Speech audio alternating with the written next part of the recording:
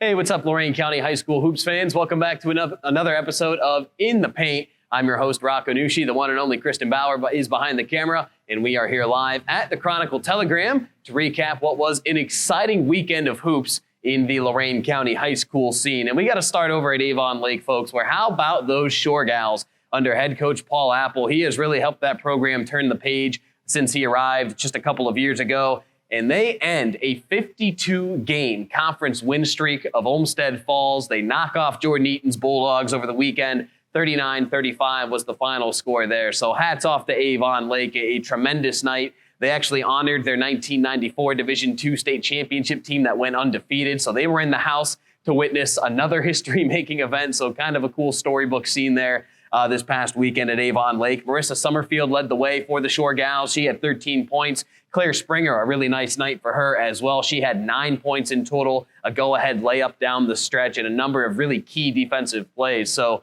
this Avon Lake team, folks, they're 12-2, 6-1 in the SWC. They are certainly a team to watch out for within conference play the rest of the year and into postseason play as well, obviously, as again, they are just a true team top to bottom. It's a different top scorer just about every night for them, it seems. So they're a really fun, dangerous ball club over there at Avon Lake. The Lady Middies of Midview, they get a nice win over Avon, 56-52. And look, it's been a tough year for the Lady Middies. They lose Olivia DeFranco for the season with a knee injury. Continued prayers for her and her recovery. I know a little bit about what that rehab process is like. So Liv, hang in there.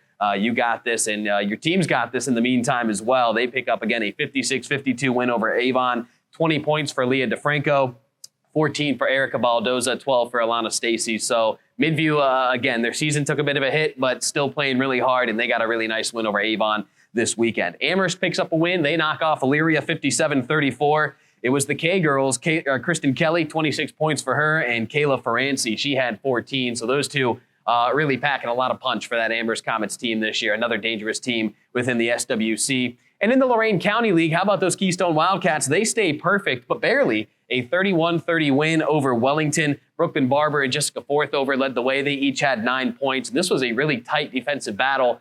Jared and I, we talked to Coach Rocky Houston about it on the Saturday Sports Wrap-Up show. This was a Friday night game.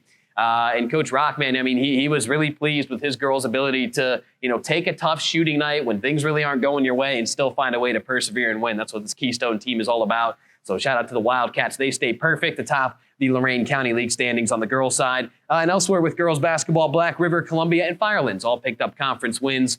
So congratulations to those teams. On the boys' side, Elyria Catholic on WEOL on Friday night. A bit of an upset with the way their year has gone. They knock off Rocky River. 66-53 was the final score there. They outscored the Pirates 17-2 in the first quarter. They were just kind of off and running from there. Jacob Radcliffe, he was the high-scoring man. He finished with 19 points. Xavier Castillo, AJ DeFazio, and Purvey Smallwood each finished in double figures for the Panthers. So really nice win for the Panthers this past weekend. Elyria, they pick up a win over Amherst, 58-48. Taylor Blanton, he had 20 points for the Pioneers. He missed his first 4 shots, so it was a tough start for Taylor, but ended up scoring the most for his team. He had 20 points. Jaden Crutcher, another nice night for him as well. So a big win for the Pioneers, knocking off Pat Bray's Amherst Comets. And how about Mike Fitch and his Avon Eagles on the boys' side? They knock off Midview 65-52. Nolan Good, he's back, folks. Excited to see him back on the floor. I think he played earlier last week against Berea Mid-Park, so that was his first weekend game back, I guess, in that win over Midview. But awesome to see him back. Obviously, went down late in the football season with that shoulder injury. So really good to see him back healthy on the basketball floor. He scored 12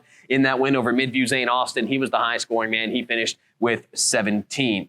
Looking at some standings here, Avon and Elyria, they're each just a game back of Berea Mid-Park in the SWC on the boys' side. So that race should become a lot of fun as the season heats up. On the girls' side of the SWC, you kind of got a three-way tie at the top. Avon, Lake, Eau Falls, and Ridgeville, all with just one loss within the conference. So the SWC and the boys and the girls, a really tight, narrow race here in the early goings. And for the Lorain County League, Brookside, they're on top of the boys right now, perfect in conference play. Keystone, of course, they're undefeated on the season. They're leading the way for the girls. So there's kind of a look at what's happened. What's coming up this week? Well, I'll tell you on WEOL, a Tuesday night game. Elyria is at Midview. You can hear that one live on WEOL. Flash forward to this upcoming weekend. Avon Lake is at Avon. The rivalry renewed Friday night on WEOL. That's a boys game. And then a little Saturday super matinee, as Jared Kozar has called it, on the girls' side, a 12:30 tip as Columbia visits Wellington on the girls' side. So all three of those games on WEOL, and a game not on WEOL. It's a girls' game is what I was trying to say there. And again, not on WEOL, Avon and Avon Lake girls this Saturday. So the Shore Gals, can they keep things going against their rival in the Avon Eagles? So that pretty much does it for this week. Again, a jam-packed weekend. It was a lot of fun. Conference races started to heat up and some even more action to look forward to this week. So for Kristen Bauer behind the camera, I'm your host, Rocco Nushi, saying thank you for tuning in to another episode of In the Paint live from the Chronicle Telegram. Have a great week. Enjoy the action. We'll break it all down next time.